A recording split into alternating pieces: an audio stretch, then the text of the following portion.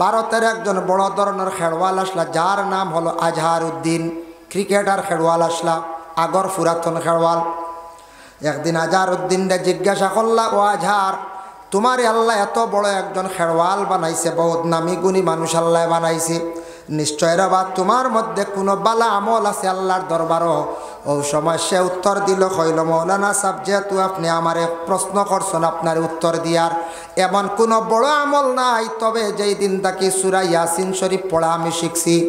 আজহারউদ্দিন কইতরা, যেই দিন তাকে সূরা ইয়াসিন শরীফ পড়া আমি শিখছি, সেই দিন তাকে আইজ অবধি আমার সূরা ইয়াসিন শরীফ খোঁজা নাই। সুবহানাল্লাহ।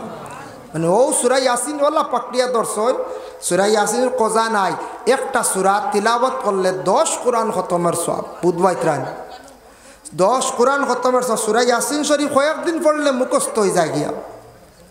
যার জন্য কোরআন আল কারীমের মধ্যে সূরা ইয়াসিন এমন একটি সূরা, যে সূরাটা তিলাওয়াত করলে কতটুক সওয়াব কোরআনে আল্লাহর যাতে ঘোষণা করেন। আর আবার রাসূলুল্লাহর হাদিস হইল, ওয়াকালান নবী সাল্লাল্লাহু আলাইহি ওয়াসাল্লাম, ইন্না লিকুল্লি শাইইন কলবান ওয়া কলবুল কুরআন ইয়াসিন। আমরার জেলা কলব আছে, তেমনিভাবে কোরআনের কলব হইল গে সূরা ইয়াসিন। ওমান কারা ইয়াসিন, কেউ যদি সূরা ইয়াসিন শরীফ যদি একবার পড়েন, কাতাবাল্লাহু লাহু বিকিরাতিহা কিরাতিল কুরআন ওয়া 10 মাররা। একবার সূরা ইয়াসিন শরীফ পড়িলে 10 কোরআন খতমের সওয়াব আল্লাহ দান করেন। সুবহানাল্লাহ। আর 300 টাকা, আর আমার বাড়ির তফুদ্দা বেমার তান 3 মে 300 টাকা দিছ। আমরা সান্দাজ ঘুরে যাইতাম না, যার যার ইচ্ছা দিবা, বুঝাইছেন? যার যার ইচ্ছা যে যত বারণ দিবা, সের চাপ সৃষ্টি করতাম না। আয় আল্লাহ, আমার দাদা বড় বেমার, আল্লাহ তান 3 জন মেয়ে সন্তান হকলে 300 টাকা দিছেন, সৎকারে কবুল ফরমাও। দাদার বেমার খান্তা শিফা দেও আল্লাহ। নোয়াটিল্লার জব্বার সাহেব দিছেন 100 টাকা, তান সৎকারে কবুল আর মঞ্জুর ফরমাও। আল্লাহ সৎকার বদৌলতে রুজি রোজগার বাড়াই দাও, বাবর জিন্দগিরে দূর ফরমাও। হকালাল রিজেক দি মালামাল করিয়া দেও ইয়া আল্লাহ। আরেকটা হইল গিয়া আমরার বুড়া একটা আকিদা, এটা আমরার ইসলাম ধর্মে যে তাওয়িজাত যেটা হয় তাত নিষিদ্ধ নাই। সন্তান জন্ম হয়েছে মরাবাড়ির তাবিজ গেলে আইন খাই গেছে, এটা বেহুদা। হ্যাঁ, মরাবাড়ি গেলে বা জিন্দা হয়েছে এক বাড়ি, ই বাড়ি গেলে আইন খাই লিছে, ইলা কোনো নিষিদ্ধ। এটা হইল গিয়া যারা ইন্দ্রজাল তান্ত্রিক চালেন এরার লাগে, এটা আমরা বিশ্বাস করতাম না। আমরা এটা বিশ্বাস করলে আমরা ইমানের মধ্যে নকশান আই যাব। এটা আমরার লাগে না, এটা অন্য জাতির লাগে, অন্য ধর্মর লাগে। যাই হোক, এর জন্য বিশেষ করিয়া আল্লাহর বান্দাগান কোরআন এমন একটি কিতাব, আল্লাহ ঘোষণা করেন, লাউ আনজালনা হাযাল কুরআন আলা জাবালিন লারাআইতাহু খাশিআম মুতাসাদ্দিআম মিন খাশিয়াতিল্লাহ। আমি আল্লাহ অবতীর্ণ করছি তোমাদের জন্য যে কোরআন, সেই কোরআনটা আমি প্রথমে যদি নাজিল করতাম পাহাড়ের মধ্যে, আমি চাইছিলাম পাহাড়ের মধ্যে রাখতাম, কিন্তু পাহাড়ে সে কোরআনের হুরমতে গিয়া পাহাড়ে গচ্ছে না, পাহাড়ে গছল না, জমিনে গছল না। কারণ ইয়া থাকছে গিয়া কোরআন এমন একটি কিতাব, যদিও দেখি আর এমনি ওজন হইব 500 গ্রাম, আধা কেজি বলে না, কিন্তু যদিও ওজনে দেখি আর 500 গ্রাম, কোরআনের গুণ কতটুক মাহিত্য আছে বাবা। যার জন্য দেখো, আমি একটা উদাহরণস্বরূপ আপনাদের সম্মুখে আমি আনি। আর আল্লাহ শব্দ যেটা আছে এটা কোরআনের মধ্যে আছে, এক জায়গায় না, ভিন্ন ভিন্ন জায়গায়। আল্লাহর জাত এমন এক জাত, ও যাতে হইতে তুমি তা বুঝিলাও আমি এমন এক জাত, আমার যে নাম আছে, নামর কয়েকটা যদি অক্ষর কমি যায়, কয়েকটা হরফ কমি গেলেও কিন্তু আমার নামর মানা বিগড়ে না। যেমন একটা উদাহরণ দেই, শামসুন শব্দর অর্থ হইল আরবিতে সূর্য। শামসুনর শিনেগু কমাই লাকুয়া, মাসুন সোয়া, ও এ হরফ কমায় মানা কমি গেছে, মানা বিগড়ি গেছে, উন্নত হয়ে গেছে। কামারুন শব্দর অর্থ হইল চন্দ্র। কামারুনের কাফ সাড়ি দেখা, মর শব্দ হইল, মর শব্দর অর্থ হইল গিয়া যাওয়া। কিন্তু আল্লাহ এমন এক শব্দ, আল্লাহ কইত্রা বন্দা আমি আল্লাহকে তুমি তান একটু চিন্তা করো। আল্লাহু যে শব্দ আছে বিসমিল্লাহর মধ্যে আছে বিসমিল্লাহির রাহ, বিসমিল্লাহ কইতে আল্লাহ শব্দ আছে, আলিফ লাম লাম হে আল্লাহ। আল্লাহর মধ্যে আলিফ যদি তুমি তানে ছাড়ি দেও, আল্লাহ ছাড়ি দিলে কুরআন আবার আমার নাম আছে লিল্লাহি মা ফিস সামাওয়াতি ওয়া মা ফিল আরদ। আবার আল্লাহর নাম রইছে, মানা বিগড়িছে না। আর একটা লাম কমাইলা কুয়াম, কুরআন অন্য জায়গার মধ্যে আছে লাহু মা ফিস সামাওয়াতি ওয়া মা ফিল আরদ। আবার যদি লাম আর একটা ছাড়া হয়ে যায়, হুয়াল্লাহুল্লাযী লা ইলাহা ইল্লাহু, আল্লাহ এমন এক জাত, তান এক জাতি নাম, যে জাতর নামর অক্ষর কমি গেলেও কিন্তু জাতি নাম বিগড়ে না। আল্লাহ জানানো আল্লাহু শব্দ আমার নাম কুরআন শরীফও অসংখ্য জায়গার মধ্যে আছে রে বান্দা। কিন্তু দেখেন, আপনাদের সম্মুখে আমি উদাহরণস্বরূপ আর একটা এক্সাম্পল হিসাবে আর একটা ঘটনা আপনাদের সম্মুখে নিয়ে আমি বুঝাইতে চাই। জানাবে মুহাম্মদুর রাসূলুল্লাহ সাল্লাল্লাহু আলাইহি ওয়াসাল্লামের মায়ের উম্মতগণ, কোরআন যেই সময় আরব দেশের মধ্যে জায়গায় জায়গায় সুপরিচিত হয়ে গেল গিয়া, কোরআন আল্লাহর কালাম নাজিল হয়ে গেছে গিয়া। খেও কোরআনটা ফুরাফুরি মানে না, খেও আবার মানে উতবা সাইবা মুগিরাইতা, খেও মানের খেও মানেন না। কিন্তু আল্লাহর কালাম কোরআন শরীফ বিভিন্ন ফাতরের মধ্যে লেখা, বিভিন্ন গাছের মধ্যে লেখা, এক একটা আয়াত যে সময় যেটার প্রয়োজন হয়েছে নাজিল হয়েছে। কোরআন শরীফ টোটাল নাজিল হইতে একবারে নাজিল হয়েছে না, 23 বৎসরে সেই কোরআন শরীফ নাজিল হয়েছে। কত বছরে? 23 বছরে, মনে রাখবা। আর কোরআন শব্দর অর্থ কিতা? ফোড়া। কোরআন শব্দর অর্থ ফোড়া, আমরা জানিয়া রাখা দরকার। আক্তাকে প্রশ্ন করলো বলে, তুমি যেন কোরআন শরীফ পড়ো, কোরআন শব্দর অর্থ কিতা? বলে ফোড়া। কোরআনের আরও বিভিন্ন মানা মুহাদ্দিসিনে কেরাম হকলে, মুফাসসিরিনে কেরাম হকলে বিভিন্ন মানা লইছন। কোরআনের লগে আরেক শব্দর অর্থ আনছন কেরাউন, অর্থ হইল গিয়া ফোড়া ওই গেছে অতীতে। এটার মানা লইছন নবীজি কোরআন শরীফরে ফুরাফুরি পড়ি লিছ। আরেক মানা লইছন কারনুন, শব্দর অর্থ হইল শিং, যারা জানোয়ারে তার শিং দিয়া দেহ রক্ষা করে, এর অর্থ হইল গিয়া। কোরআনের অর্থ হইল শিং। শিং কোরআনে আমরারে বুড়া কাম থেকে বাঁচাইত, যার জন্য হইল গিয়া কোরআন আল্লাহর কালাম। এই কিতাব, এই যে কোরআনুল কারীম যে কিতাব যেটা আছে, কোরআন শরীফ হঠাৎ কোনো কারণবশত এখান পুরাতন হয়ে গেছে গিয়া, মানে এমনি ফাত্তা ছিঁড়ি গেছে, কিতা করা এখান। তার মাসলা হইল গিয়া আপনি সমন্দর বা সাইয়া দিলাইতা, সমন্দর এখন নাই, দরিয়া নাই, দফন করি একটা এমন এক জায়গার মধ্যে গাড়ক্কা, যে জায়গার মধ্যে উড়াউড়ি হয় না। কবরিস্তানও যে কোনো বাল এক সাইডে কোরআন শরীফরে আপনি সুন্দর করিয়া দফন করিলেন, আর সমন্দর থাকলে সমন্দরের মধ্যে আপনি বসাইয়া দিলেন। যে আল্লাহর কালাম কোরআনের মধ্যে শিফা আছে, কোরআনের মধ্যে রুজি রোজগারের সব কথা কিছু উল্লেখ আছে। আল্লাহ কোরআন ঘোষণা করছেন, ওয়া মান ইয়াত্তাকিল্লাহা ইয়াজআল লাহু মাখরাজান ওয়া ইয়ারযুকুহু মিনহু লা ইয়াহতাসিব। ও বাড়িতে গেছিলেন? ওই তো ঠিক আছে।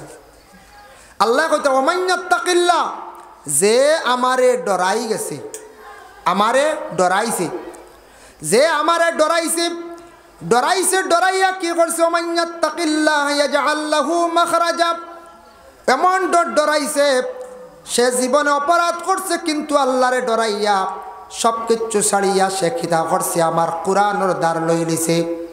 মাখরাজাও ওয়া ইয়ারযুকুহু মিনহু লা ইয়াহতাসিব, সে আমার উপরে এমন বিশ্বাস রাখছে, আল্লাহ আপনি আমারে খাওয়ানেওয়ালা, আপনি সানেওয়ালা হইয়া বিশ্বাস রাখি লাইছে, আমার উপরে তাওয়াক্কুল করে লাইছে। আমি আল্লাহ ওই ডরা নেওয়ালা বন্ধ হলরে আমি আল্লাহ পাক রব্বুল আলামিনে বেশিমার রিজেক দান করি। হোক সুবহানাল্লাহ। যারা ডরাই জানেন লাগি ও আয়াতগু আমরা দেখছি বিভিন্ন ফজিলতর কিতাবও আছে। ওমান ইয়াজআল্লাহু মাখরাজান ওয়া ইয়ারযুকুহু মিনহু লা ইয়াহতাসিব ওমান ইয়াতাওয়াক্কাল আলাল্লাহি ওয়া হুয়া হাসবু ইন্নাল্লাহা বালিগু আমরি ক্বাদ জাআলাল্লাহু লিকুল্লি শাইইন কাদারা। এই আয়াত পড়লে রুজি রোজগার বাড়ে। আর একটা আয়াত পড়লে রুজি বাড়ে। রাব্বানা আনজিল আলাইনা মাইদাতাম মিনাস সামাই তাকুনু লানা ঈদান লিআউয়ালিনা ওয়া আখিরিনা ওয়া আয়াতাম মিনকা ওয়ারযুকনা ওয়া আনতা খায়রুর রাযিকিন। এই আয়াত পড়লে ওয়ালা বেশিমার রুজি আল্লাহ দান করেন।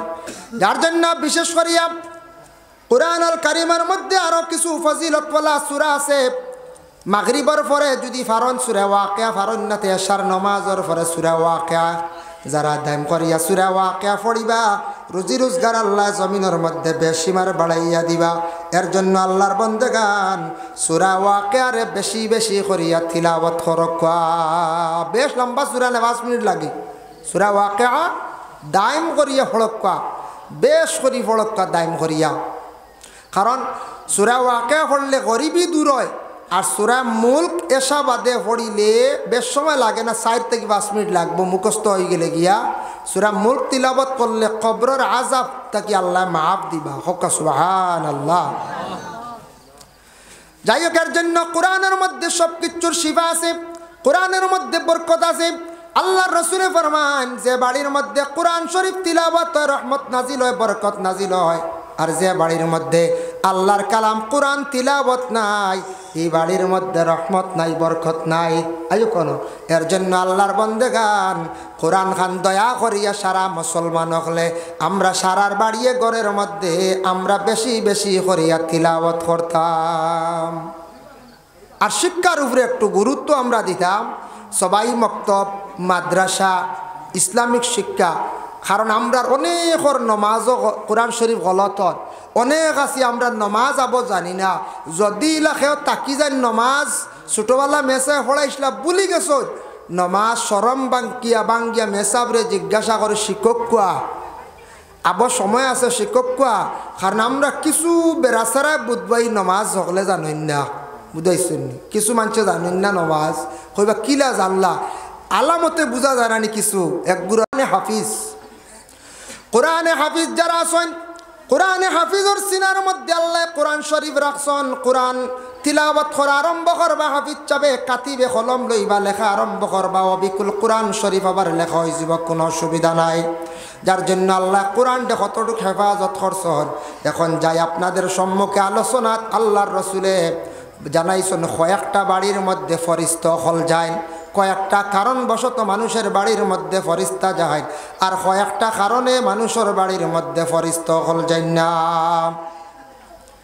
আল্লাহর রাসূলে ফরমাইন, 1 নম্বর হইল যে বাড়িতে একটা নতুন একটা নয়া জন্মগ্রহণ করছে শিশু সন্তান, ছেলে হোক কিংবা তো মেয়ে হোক, যে বাড়ির মধ্যে সন্তান জন্মগ্রহণ করছে করার সঙ্গে সঙ্গে এই বাড়ির মধ্যে আল্লাহর পক্ষ থেকে রহমতের ফরিস্তা হল যায়। ফরিস্তা হল যায়, সন্তান জন্মগ্রহণ করার লগে লগে ফরিস্তাও যায় না, লগে শয়তানও যায়। বলে শয়তান কিতাল লাগি যায়? রাসূলুল্লাহ ফরমাইন, মা মিন বানি আদম মাউলুদুন ইল্লা ইয়ামুসসুহু শাইতান হিনা ইউলাদু ফায়াস্তাহিল্লু সারিখাম মিন মাসসিশ শাইতান গায়রা মারইয়ামা ওয়া ইবনিহা। প্রত্যেক আদমের ঘরে সন্তান জন্মগ্রহণ করার সঙ্গে সঙ্গে শয়তানে সইয়া থাকে। মায়ে দোয়া করার কারণে দুইজনডে শয়তানে সইতে পারছে না। গায়রা মারইয়ামা ওয়া ইবনিহা, হান্না বিনতে ফাকুজে দোয়া কষলা তান সন্তান মরিয়ম জন্মগ্রহণ করছেন, আর মরিয়মের ঘরে ঈসা রূহুল্লাহর জন্ম হয়েছে। একমাত্র মায়ে দোয়া কষলা, দোয়ার বরকতে শয়তানে সইতে পারছে না। আর প্রত্যেক আদমের সন্তান জন্মগ্রহণ করার সঙ্গে সঙ্গে শয়তানে শোয়ার লগে লগে বাচ্চাটা এখান দিয়া উঠে। আমরা হই না নি বাচ্চা জান আছে ফিরিছে খানদের ফয়লা জন্ম হওয়ার লগে লগে ও শয়তানে ফয়লা ছয় এগুই লগে তার খাসিয়ত হে প্রত্যেক আদম জাতির গে ফয়লা একবার কুসা মারব সইব, আপনারেও সইছি আমারেও সইছি সবরে সইব। কিন্তু সইত নাই যদি মায়ে যদি আল্লাহর কাছে দোয়া করেন, হান্না বিনতে ফাকুজে দোয়া কষলা, ইন্নী উইযুহা বিকা ওয়া যুররিয়াতাহা মিনাশ শাইতানির রাজিম। আয় আল্লাহ, আমার যে সন্তান দান করছো, সন্তান ভূমিষ্ঠ হওয়ার সাথে সাথে আমার সন্তানটি আল্লাহ শয়তানের কুসাত থেকে হেফাজতে রাখিও।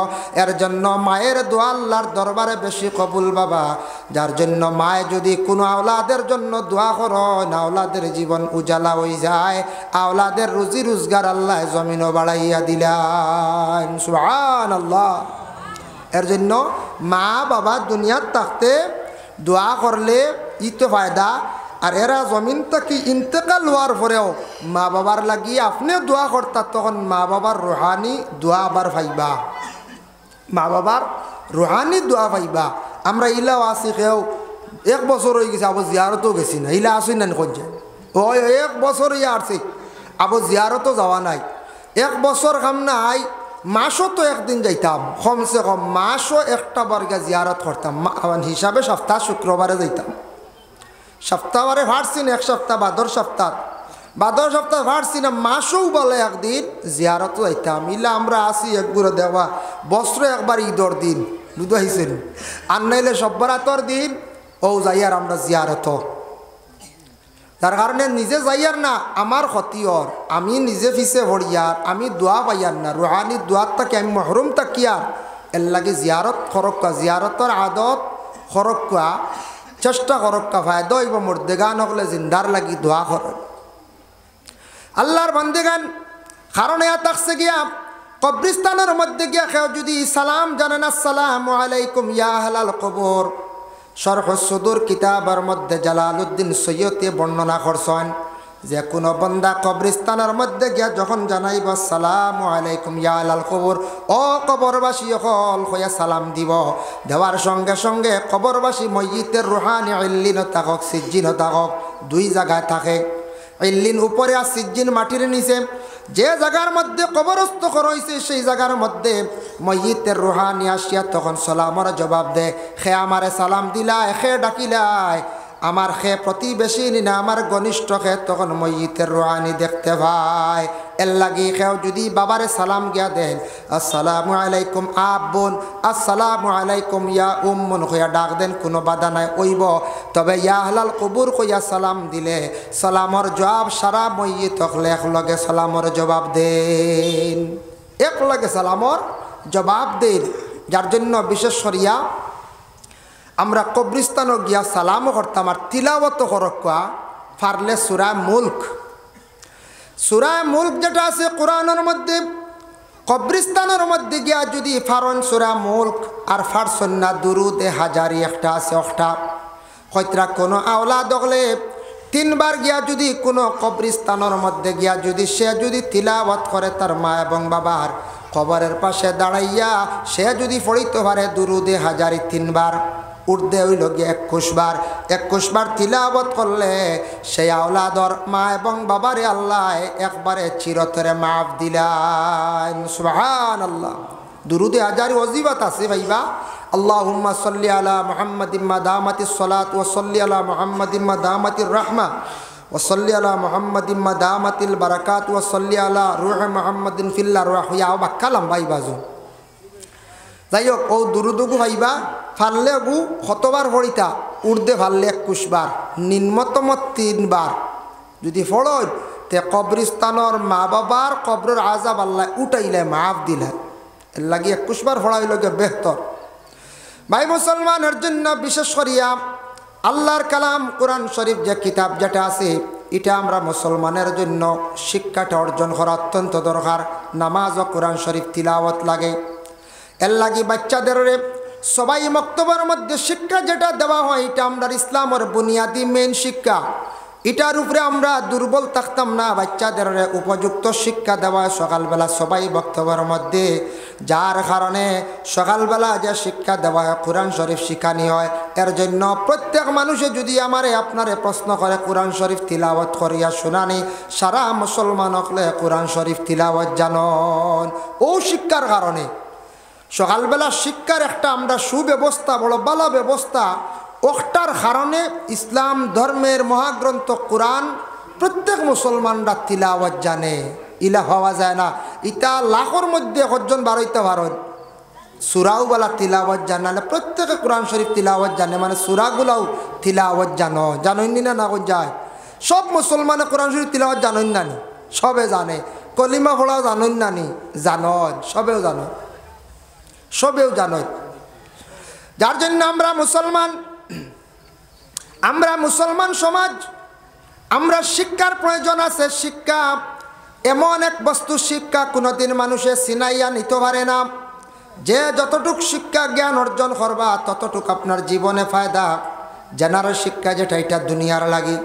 ইসলামিক শিক্ষারে যেটা আমরা গুরুত্ব দিতাম, প্রথমে সবাই মক্তবের যে শিক্ষা যেটা আছে ওটার উপরে আমরা মুসলমানরা গুরুত্ব আমরা বেশি করিয়া দিতাম।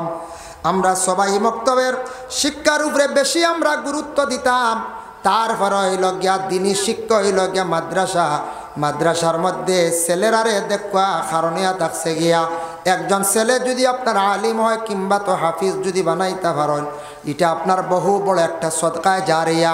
হাফিজ আলিম যদি হয় না, মাদ্রাসা টিকাইয়া রাখা যায় না, মসজিদের ইমাম পাওয়া যাইতো না, আর ইমাম না হইলে আপনার ইসলামরে বিদায় দিতে আমরা তাকি বেশি সময় লাগতো না। এর জন্য ইসলামিক শিক্ষাটারে গুরুত্ব দিতাম।